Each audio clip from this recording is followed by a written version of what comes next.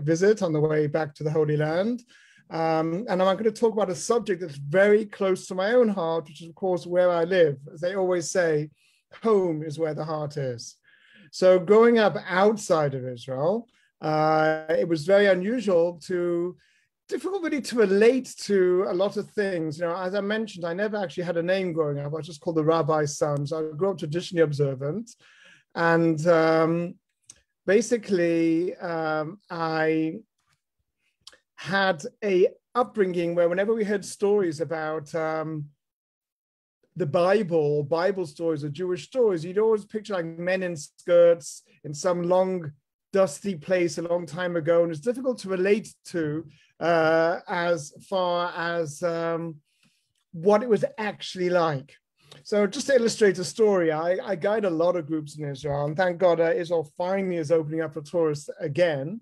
So I'll be happy to guide you for real. As exciting, as dynamic as it is to speak to people on the square of a screen, it's a lot better when you're actually there, because then you have experiential education. So basically, then you can have all of your senses and taste it and walk it and smell it and touch it and feel it. So I'll be looking forward to seeing many of you in Israel, where you'll be able to replace your virtual experience, or how should we say what Mark Twain used to do, you experience your vicarious experience with a real experience. But again, growing up, these Bible stories for me were just two-dimensional. They were black words on a white page. And I couldn't really relate to what I was reading. I mean, never mind the fact you don't understand it, it's just the stories themselves.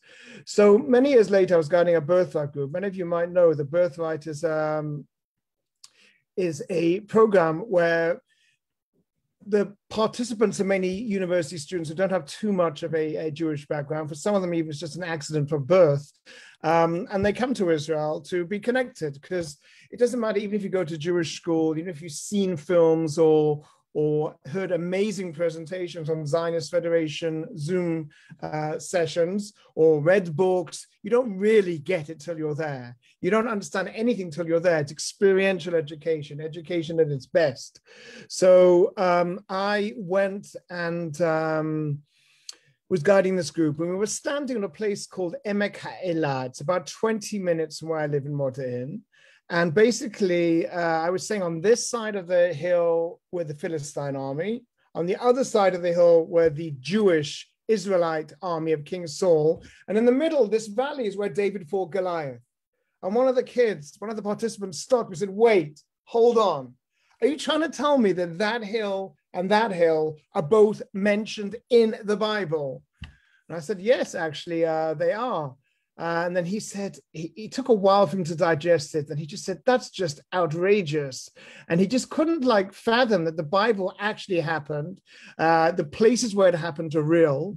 And also the actual events have archaeological evidence to back them up. And that's Israel for you, my friends. When you come there, the Bible enters its third dimension. It becomes alive, it becomes real, it becomes tangible. And that's not just for my Jewish friends, also for my Christian friends as well, to actually walk and see the footsteps of Jesus, to walk on a street in Jerusalem, to know that Jesus walked on that street, to walk around the Sea of Galilee, which of course is not a sea, but a freshwater lake, and to know that he was actually there on those spots is an incredible, electric experience. Now you're literally walking on the footsteps of our ancestors. And I am blessed to be living in a town called Modiin in Israel, which this presentation is about. And Modiin, if you look on your maps, will know that it's what's called in Hebrew, Makom Tov Be'emsa, which means a good place right in the middle. And we know that when people built locations back in days of yore, not just days of mine, the three things that were important were location, location, location.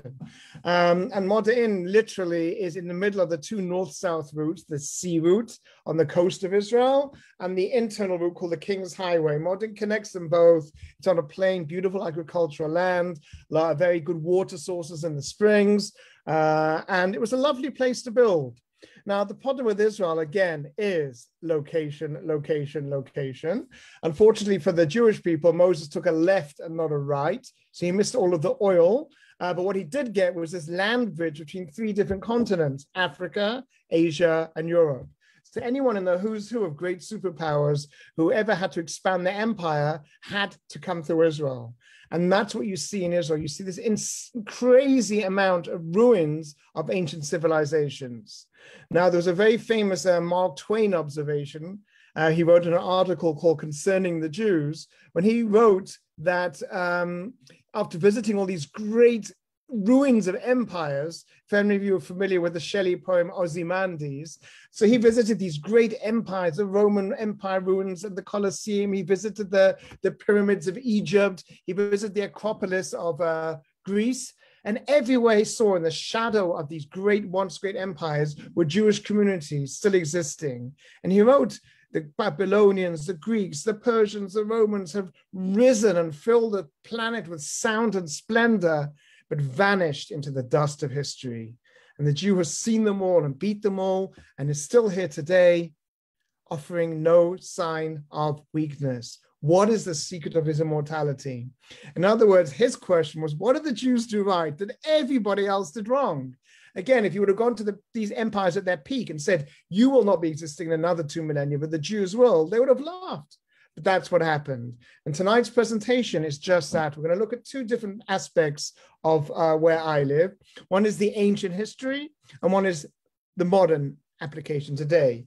Now, normally when you hear the word Modi'in, your natural association is of a famous Jewish holiday in competition with Christmas, and that is, of course, Hanukkah, because as everyone learns in Hebrew school, the Modi'in story, the Hanukkah story, started in a little village called Modi'in with Mattathias, in Hebrew Mattisyahu, and his sons, the most famous, of course, being Judah the Maccabee, Yehuda, and his brothers, Shimon, Elazar, Eliezer, Yonatan, Yochanan, and the boss Maccabees, the brothers Maccabees, started the famous revolt against the Seleucid Greeks. But it goes back a lot further.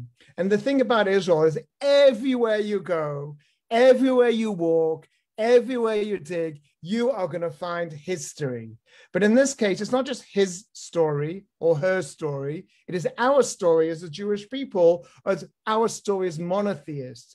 It's all deeply, deeply embedded, not just in the DNA of the land, but in the physical remains. Now, archaeology, for those of you who want a bit of a Greek lesson, comes from 2 words, archeo, logos, ancient knowledge. And this physical remains gives us a tangible connection to our past as Jews, and also there are many remains from Christian period as well. And we're going to explore both of these tonight as well when we look around Modi'in. Now, Modi'in's quite a recent city. I actually remember when I was doing my tour guide course back in the late 90s, we went to this hill, we saw some earth moving equipment, a few bulldozers, a few lorries down in the valley. And our instructor said, by the way, they're building a new city now in Israel. It's going to be called Modi'in. And it's more or less in the geographical location where ancient Modi'in was. And it's going to be one of the largest newly constructed cities in Israel. And this is back in the 1990s.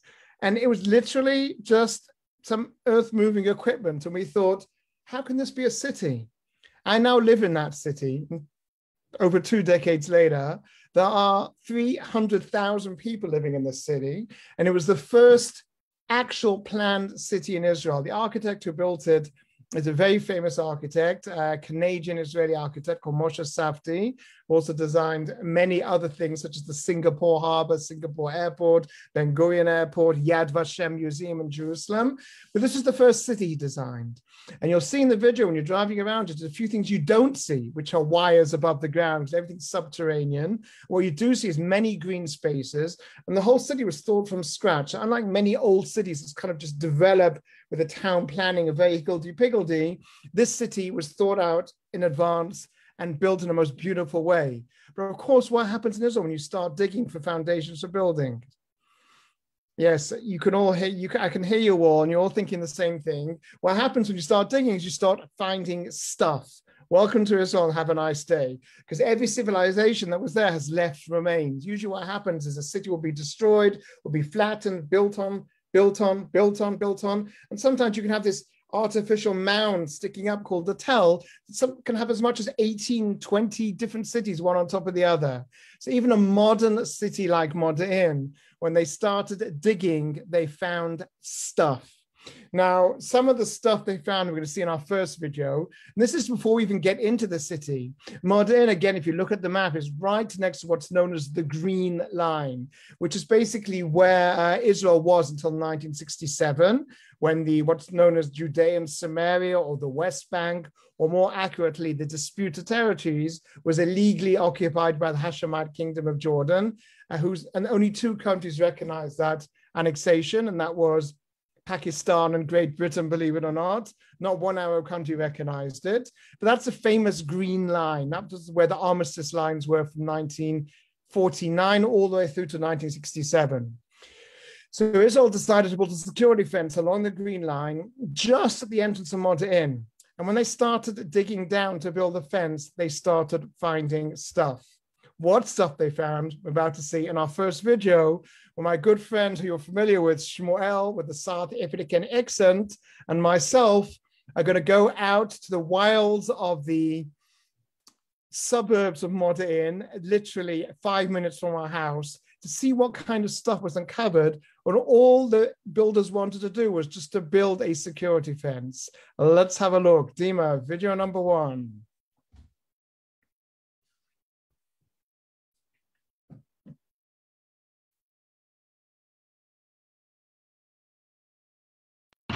Dating back 2,000 years, would you believe it? Let's go.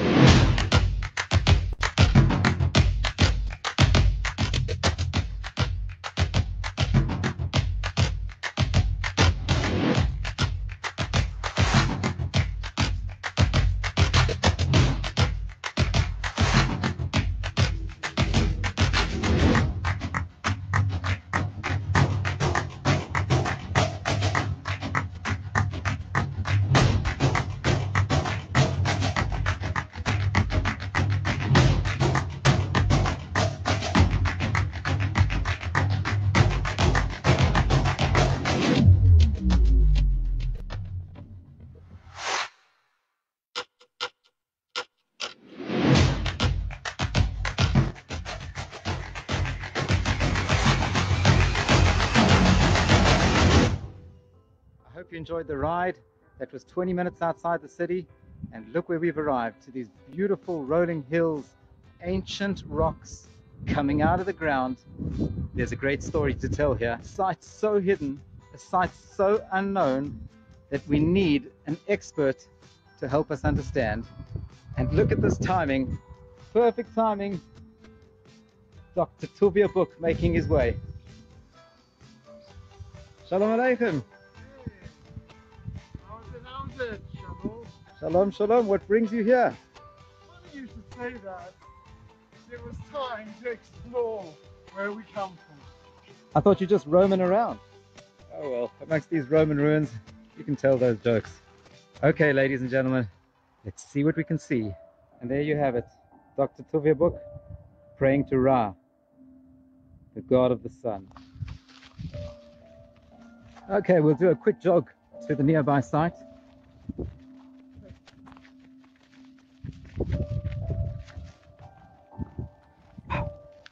Check it out.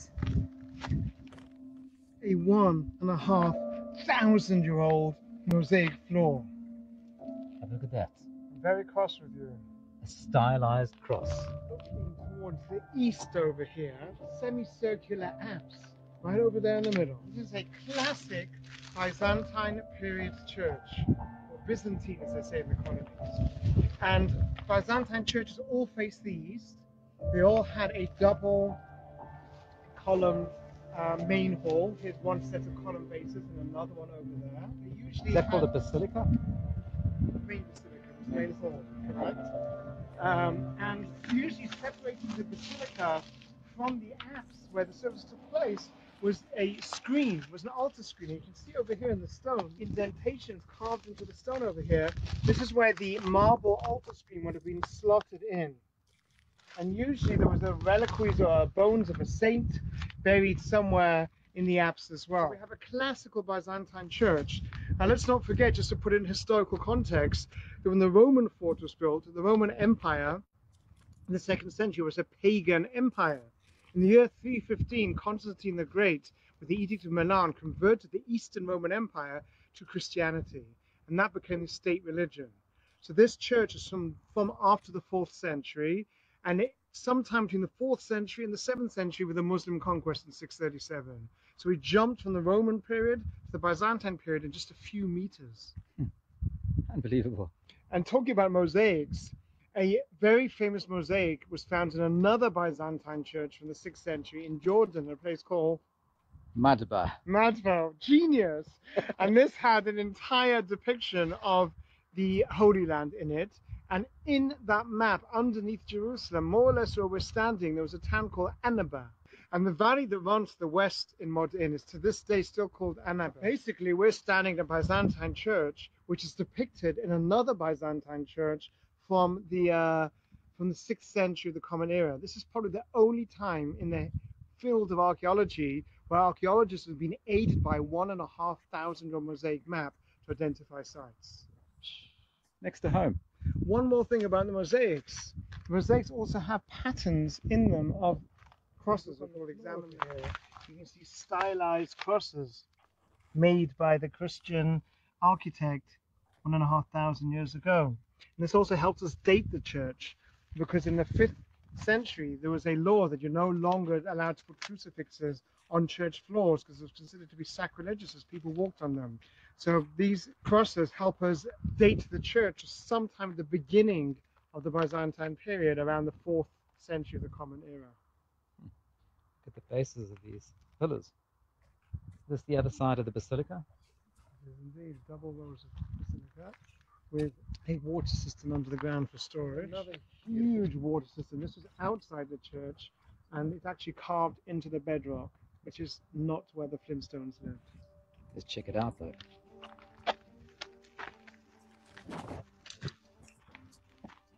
It's got stairs going in, it's got an arch.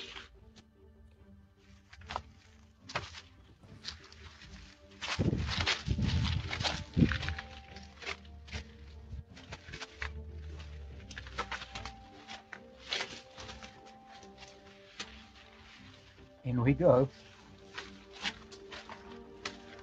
It's a nice place for snakes, scorpions, and the occasional hyena or fox. Where are you? I need light.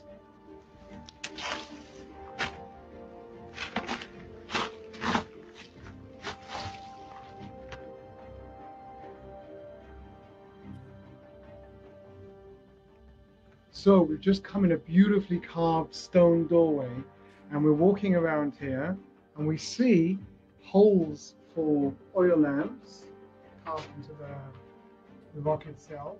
1,500-year-old soot still on the wall. We see a niche in the wall, maybe for some type of statue. And over here, another niche, which in Hebrew is called the kuch. Second Temple period times and afterwards, including the Byzantine era, were actually used for burial. Back then, there was a secondary burial as well.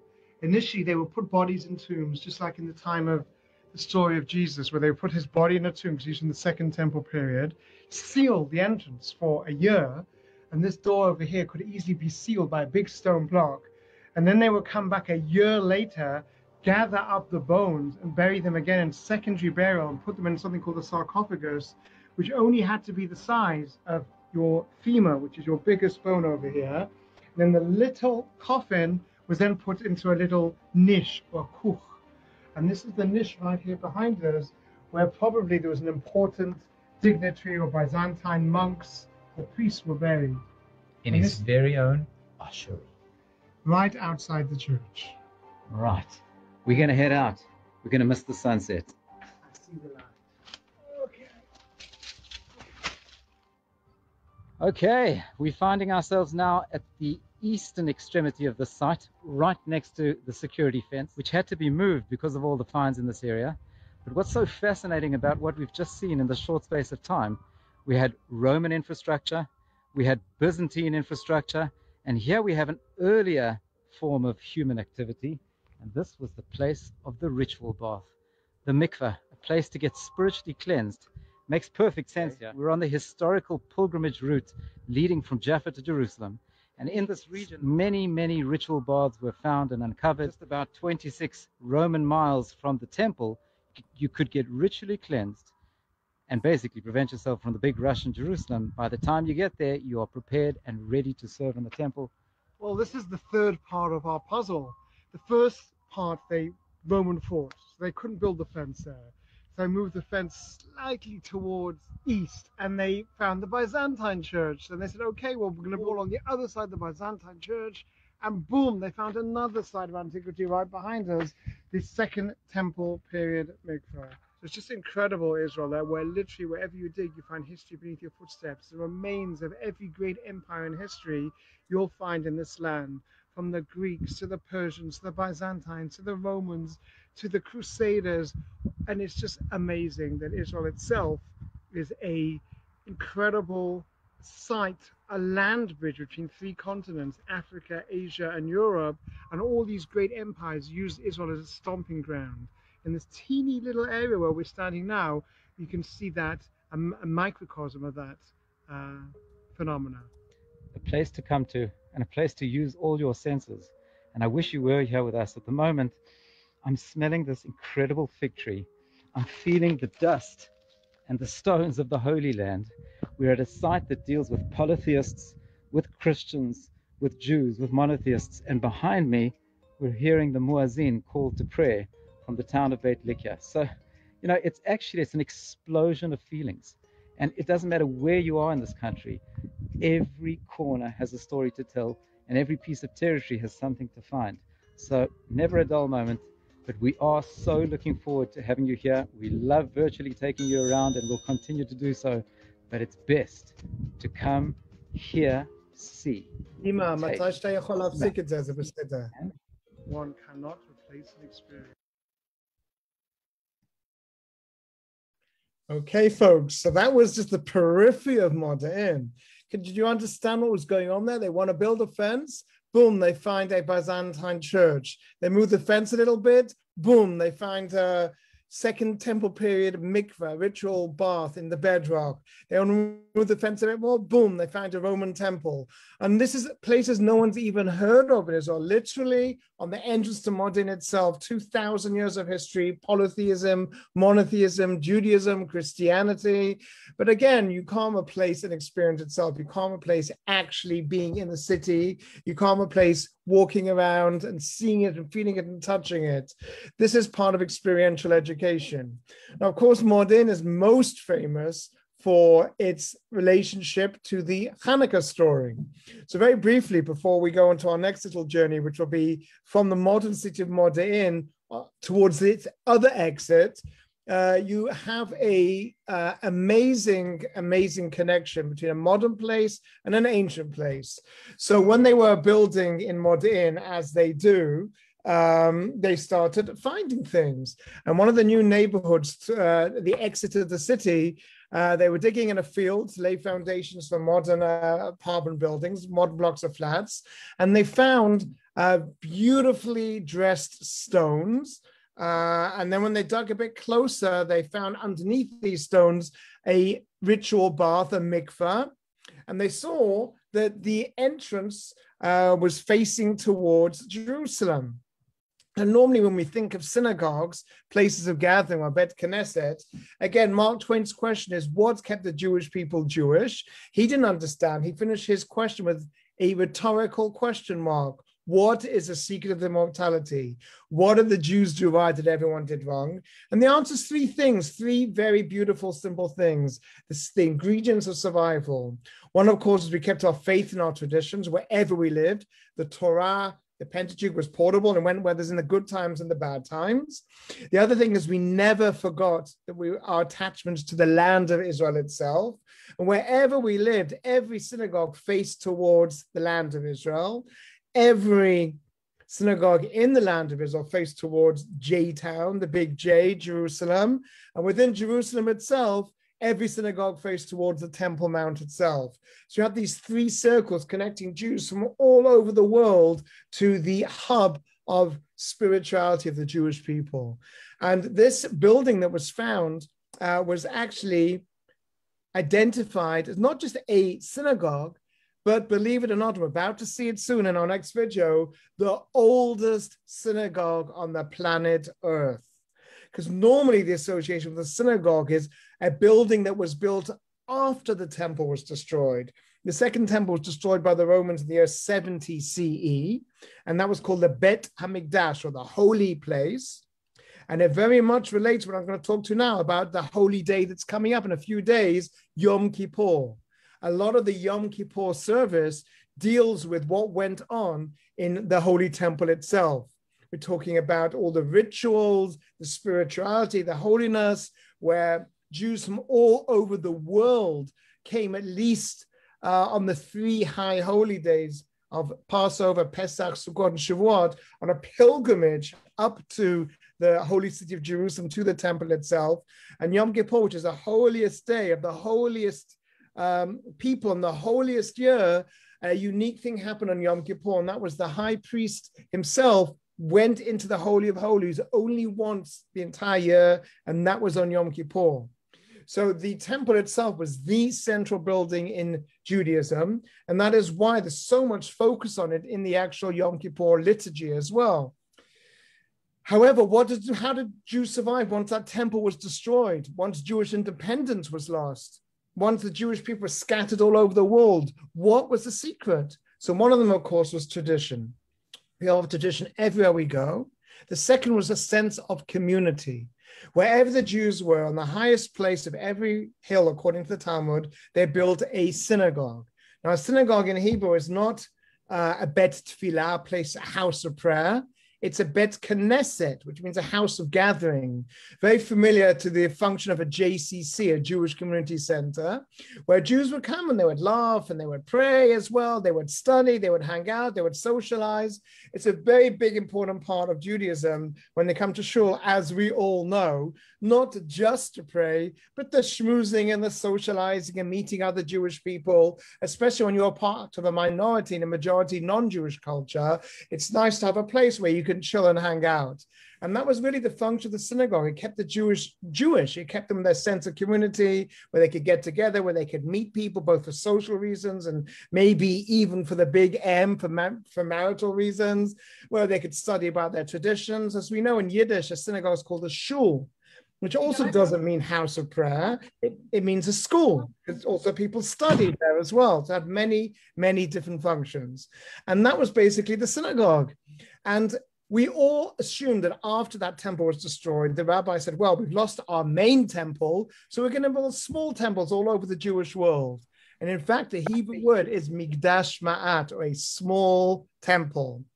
And yet this particular synagogue uncovered in Modiin, which we're just about to bike to, or I went there really with my friend Sam, you're going to virtually bike there, literally within the modern city boundaries, was built in the 2nd century BCE. So it predates any of the earlier synagogues, such as the ones on מצדה, for example, by about 200 years. So we learned from this that even whilst that second temple was still standing in Jerusalem, some of the provincial or outlying communities built their own little synagogues as well. And it's very emotional to me personally as well, because when my daughter had her bar mitzvah, we did it in that synagogue. Just quite incredible to be able to take your 12-year-old daughter to actually have a service in a synagogue where Jews had prayed and sat and laughed 2,200 years earlier, just to feel that we're all links in the chain of Jewish continuity. It's a very emotional moment to know that, as opposed to just seeing another old ruin. Sometimes you go around and see all these ancient ruins, oh, same stones, different place. To know that we were using that building for the very same function it was built for more than 2 millennia ago. It gives you a very strong sense of continuity, of being a link in that chain of Jewish continuity. And that synagogue from the town of Modiin, from the Hanukkah story, is also used every Hanukkah, where all the modern Jews who live in the town congregate in that synagogue and make it come alive with the sound of music and singing and dancing and light. It's a very beautiful building, and that's what we're going to explore.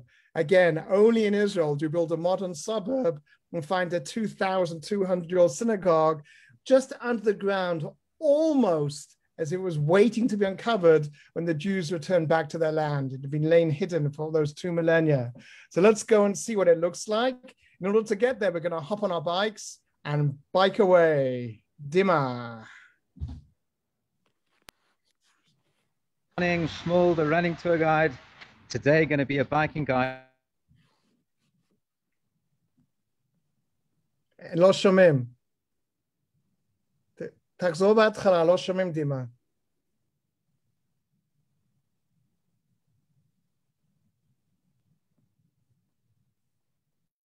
On the way, we're in the modern city of Modiin. We're going to shed some light on the story of Hanukkah. We're heading to some fascinating places. Any ideas where we're going today? We're in Modiin, so I think we should go to Modiin. Makes sense. Right. Let's do it. Yalla. Yalla. Alrighty, we're en route. We're crossing the railway line. Look behind us. A beautiful park called Anabir. Stay tuned for the view. Ain't this stunning? Love my home. This is a central park.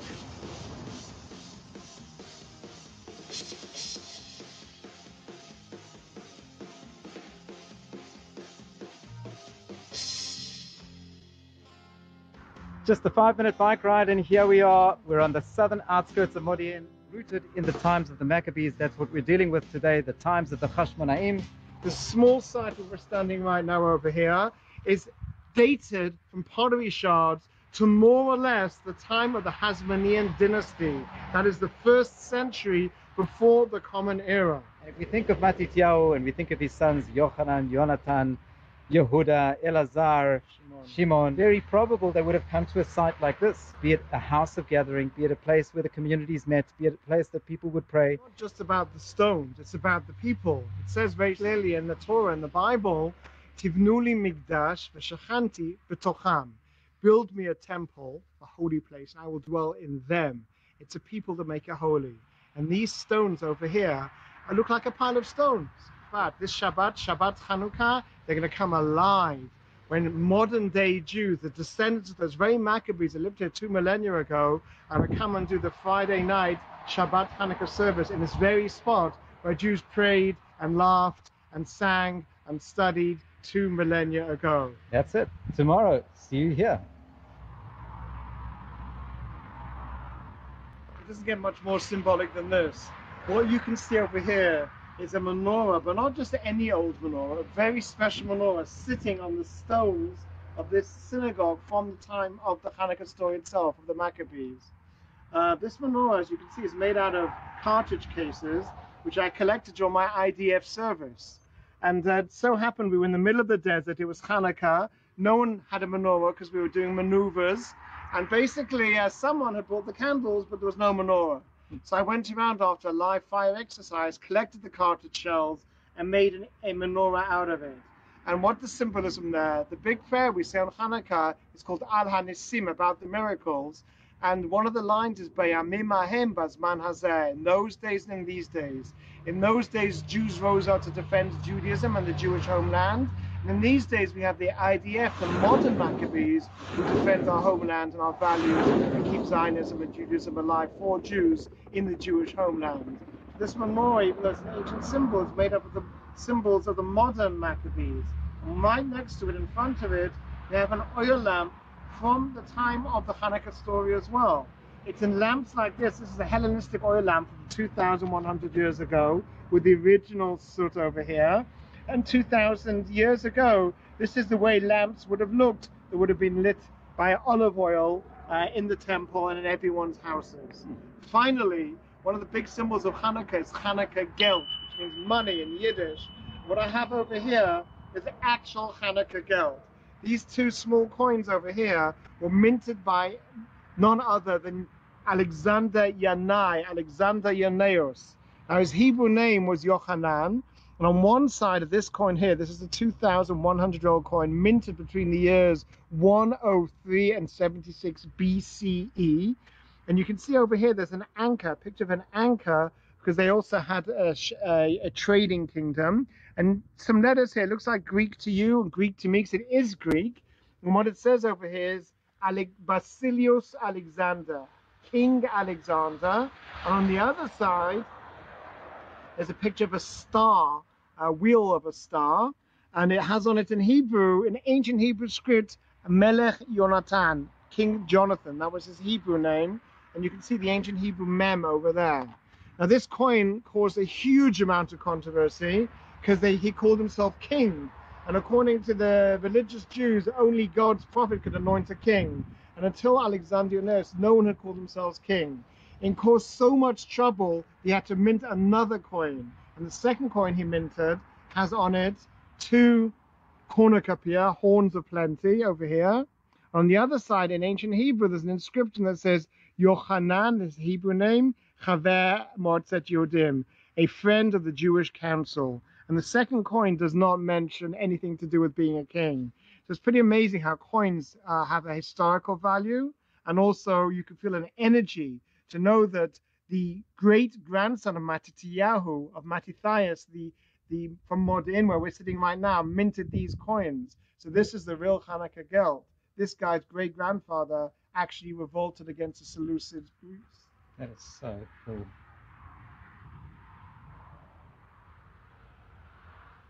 Thank you so much for the Hanukkah geld. To coin a phrase. Anyway, folks, I'm going to be posting a link where you can actually purchase these Second Temple coins and also read about some symbolic modern coins that are being minted with historical events that are taking place in our times. Even me, working, living, feeding Israel, to touch a coin like this is something you don't do every day, and especially in a historical site where these coins were traded. Wow. Yeah.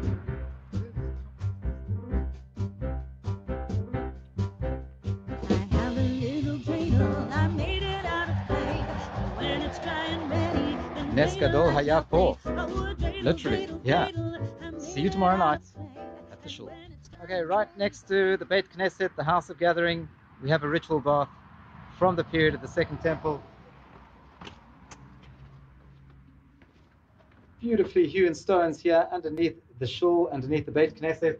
You can see hydraulic plaster and even some water from the last rains out at the bottom. Not sure if you can see. Beautiful, fresh, and it's time to head to the bathhouse. Let's go.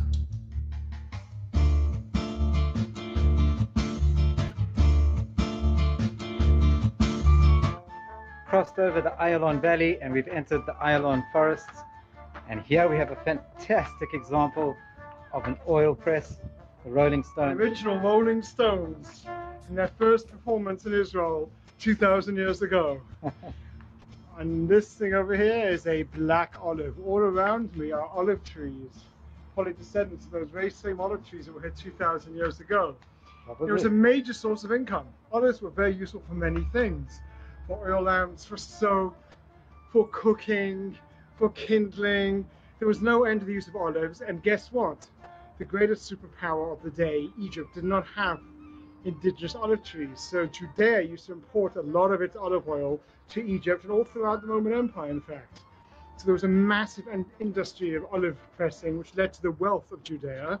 And it was very simple, the process. They would get little olives, they would put them underneath these stones over here, and then they would be tied to an animal that would just literally walk around, and the stone would crush. And this is just the first stage. Once the olives were crushed, they would then take the crushed olives and put them in baskets and go for second pressing as well. So wouldn't leave you feeling depressed? I'll be glad you said that.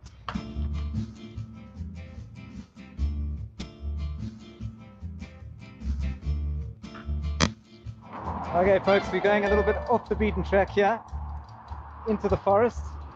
We have a super spot that I bet you very few know about. There it is in the distance, and we're going to connect it to the story of Hanukkah, a Roman bathhouse, the extension of the culture of Hellenism you can find right here. Just look at that, a hidden gem right outside the city of Modiin, taking us back to the Roman times. Nice. Mosaic floor. Arch. Pools. Aren't you glad we found this?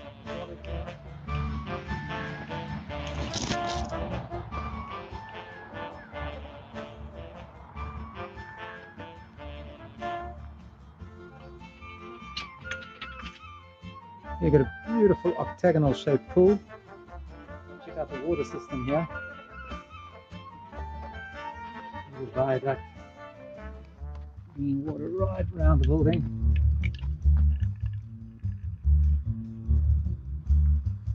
Master architecture.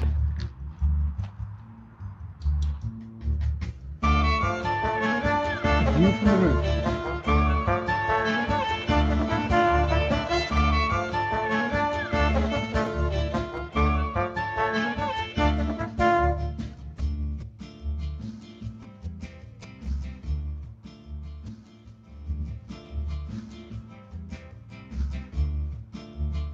And here we are, folks, in one of the most well-preserved Roman bathhouses in the Promised Land, in the Holy Land. Hold on a second.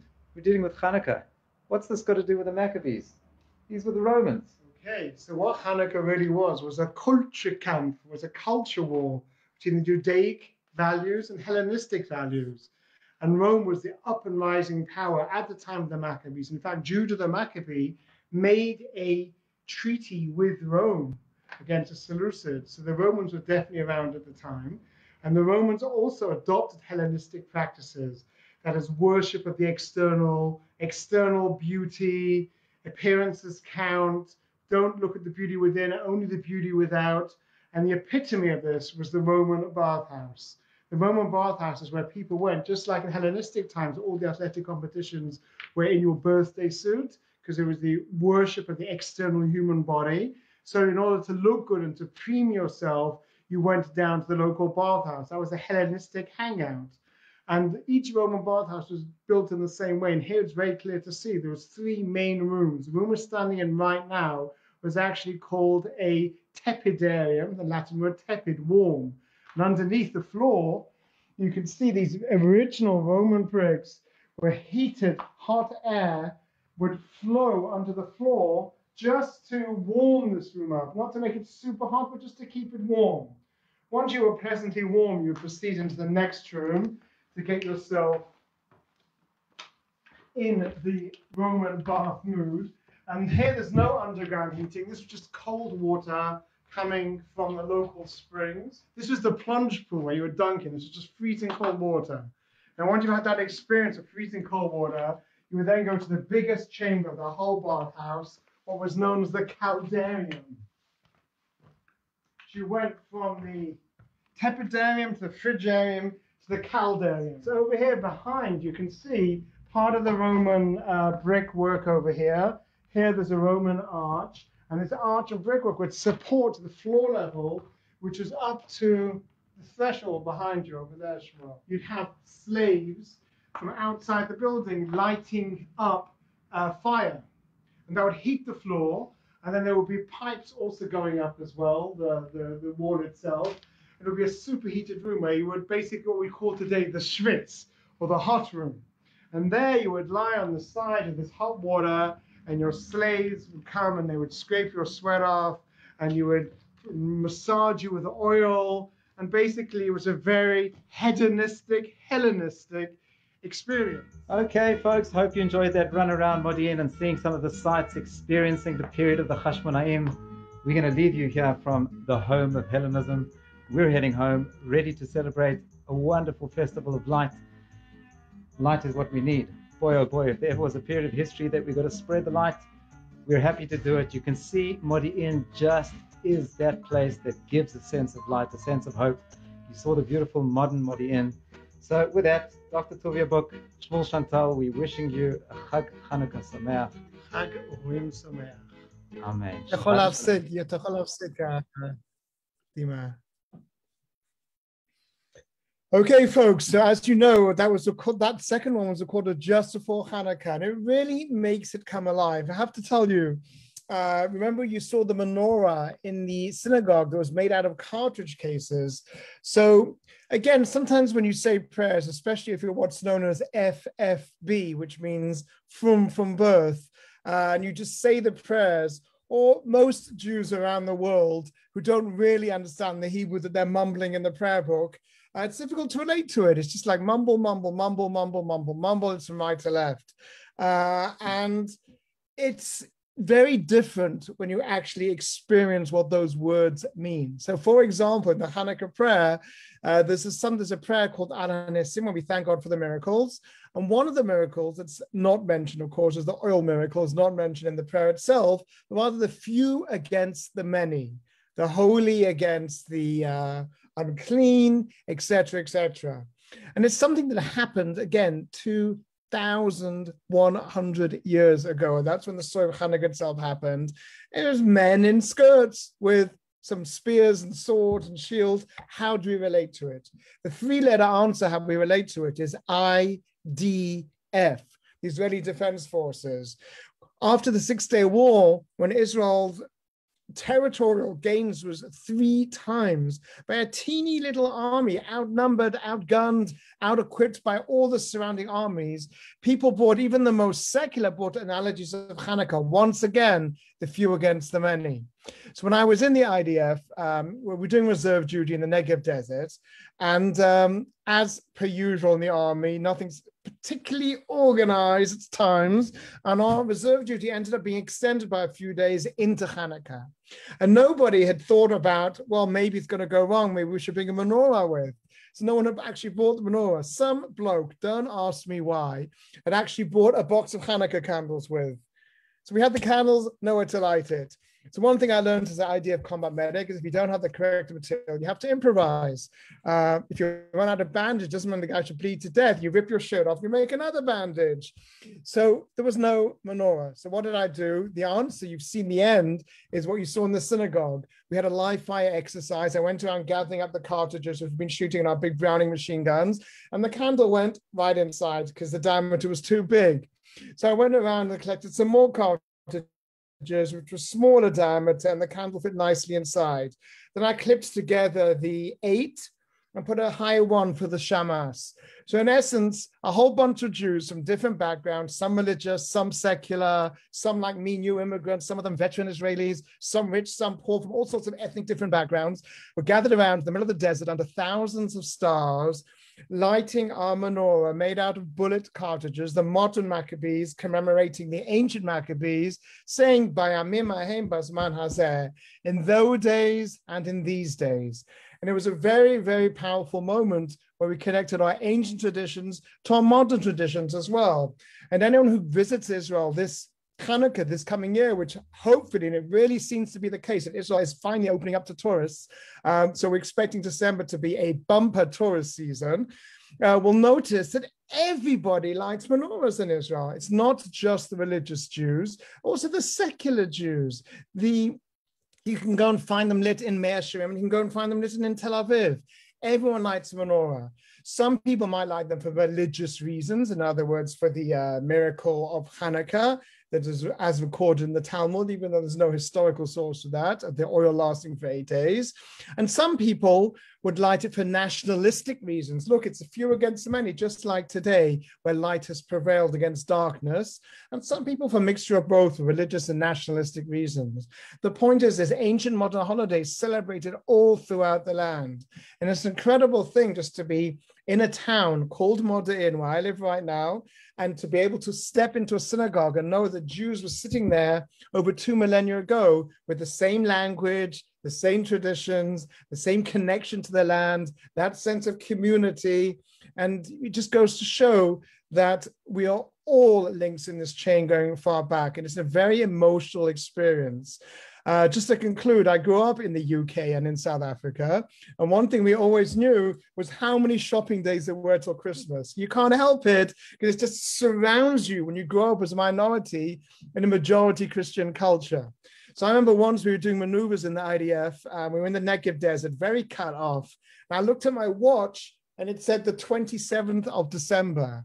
I'm like, whoa, it was Christmas 2 days ago and I didn't even know it. And that's what it's like sometimes when you live in a majority Jewish culture, the only country in the world, the land of Israel, where even if you're secular, you know when the holidays are because everyone lights menorahs. You go to the supermarket on Passover, everything's kosher for Pesach. Everyone speaks Hebrew and understands the words of the prayers if they want to say them, because Hebrew is the national language. And that's what it means to live. And we live in very blessed times when we can be in charge of our own destiny, for better or for worse. And of course, Israel, like any other democracy, is wrestling and struggling with a few issues of its own. But most importantly, where the Jewish holidays and Jewish traditions are part of the majority culture. And that's what people say when they come to Israel, even for the first time, they feel like they've come home. And really, that's what it's about. And hopefully this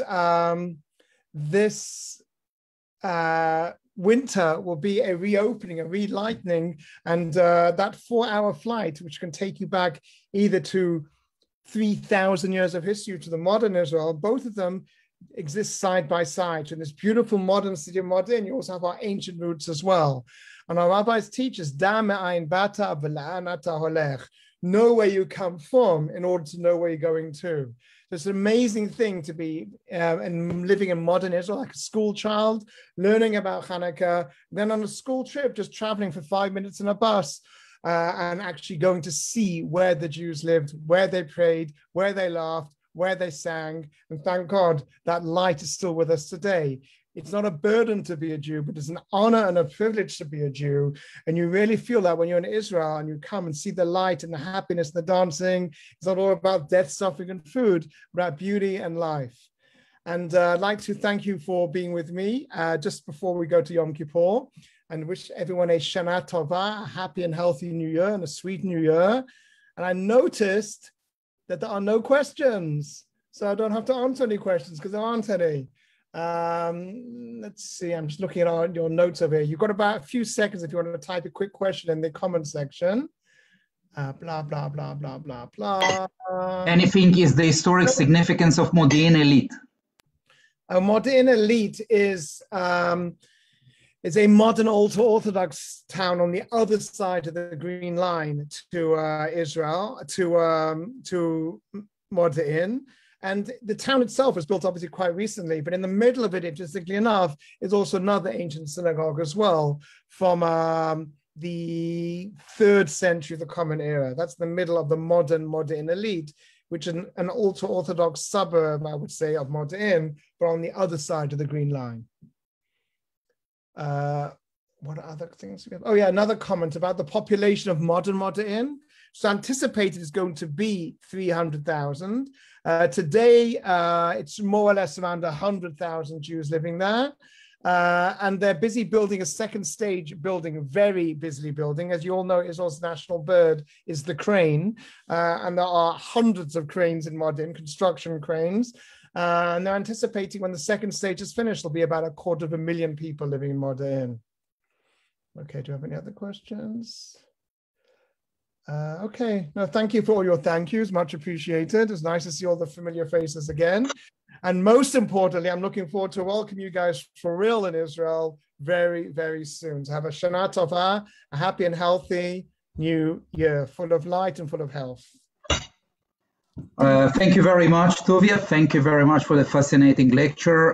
Thank you very much, ladies and gentlemen, for joining us. On behalf of myself, World Zionist Organization, UK, and Zionist Federation, I would like to wish you and your family Shana Tova, Gmar Chatima Tova, and Tzom Kal. And I just want to remind you, we actually finished the series of the Off the Beaten Track, but we will meet Tuvia books soon, on the 5th of October, with another amazing lecture about Ben Gurion from our Inspirational Zionist series. Begin, my apologies, Menachem Begin.